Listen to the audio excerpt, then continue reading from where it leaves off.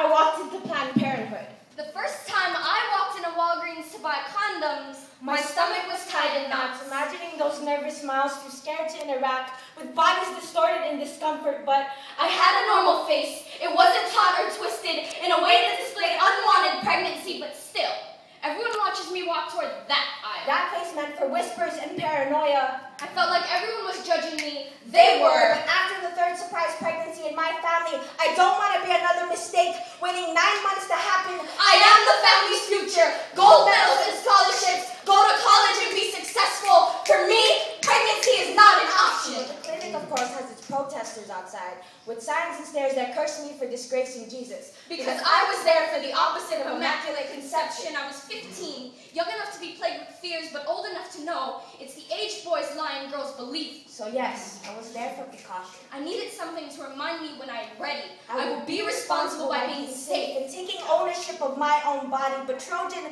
and Durex aren't really worried about discretion. Condom packages are so freaking colorful, as if we are asking for embarrassment in the right box. Covered with slick, sexy slogans nicknaming the male anatomy. For example, she won't get sick if you wrap your sex is cleaner when you package her. The right selection is to protect your. You can't go wrong if you shield your penis.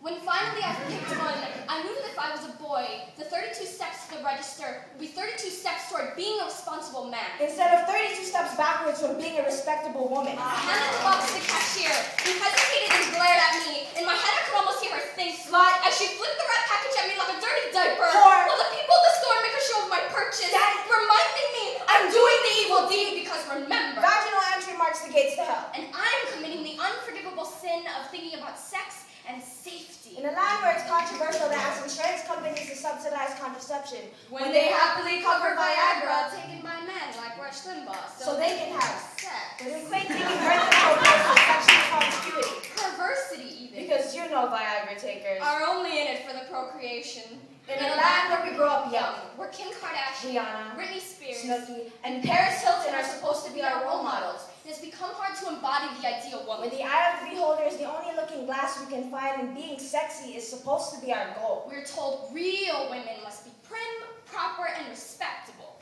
but not too intelligent. In a land where sex is sold, celibacy is celebrated, just not on television. And safety is sacrificed. To the altar of hypocritical fantasies. Shouldn't we find something wrong with this equational place? We're making a choice where my body lowers my value, divides my self-esteem, and subtracts my dignity. Someone tell me why this doesn't add up. Sexual